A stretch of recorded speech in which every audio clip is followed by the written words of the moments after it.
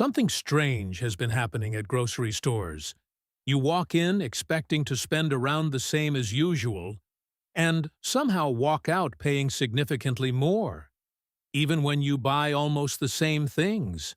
Same brands, same routine, same cart, but the total keeps going up. And it's not just one or two items, it's almost everything. So what actually changed? Why did groceries get so expensive so quickly? When food prices rise, most people blame inflation. And inflation is part of the story. But it doesn't explain everything, because grocery prices often rise faster than general inflation. And even when inflation slows down, prices don't go back to where they were. They stay high. This is one of the most frustrating parts of modern pricing. Prices go up quickly, but they almost never come back down, which means over time, the baseline just keeps moving higher.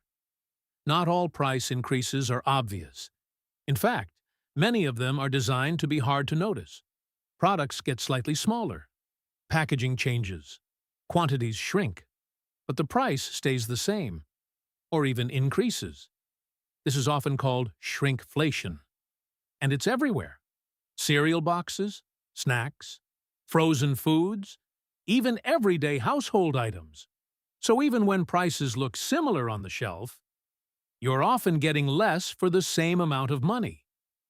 Not all price increases are obvious. In fact, many of them are designed to be hard to notice. Products get slightly smaller. Packaging changes. Quantities shrink.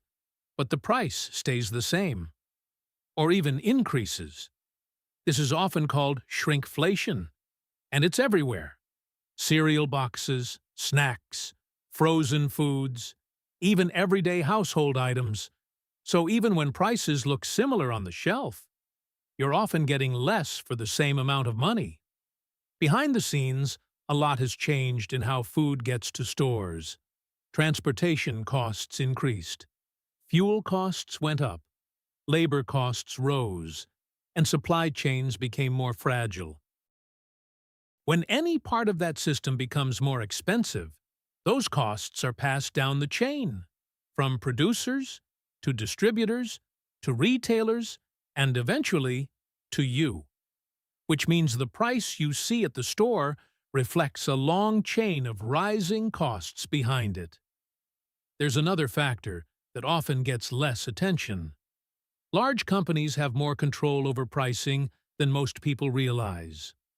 When demand stays strong, companies can raise prices without losing too many customers. And once prices go up and people keep buying, there's little incentive to lower them again. In some cases, companies even increase prices more than their costs rise, because they can. And in a market where a few large players dominate, that pricing power becomes even stronger. Food is different from most other expenses. You can delay buying a new phone. You can postpone a vacation. But you can't stop buying groceries. It's a constant, unavoidable expense, which means you notice every price increase, every extra dollar, every higher total at checkout.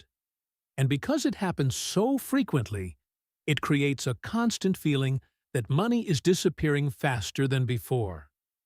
Grocery prices didn't rise for just one reason. It's a combination of factors: inflation, hidden price increases, supply chain costs, and corporate pricing power. But the result is simple. A basic, everyday activity has become noticeably more expensive. And because groceries are something people can't avoid, it's one of the clearest ways the changing economy shows up in daily life.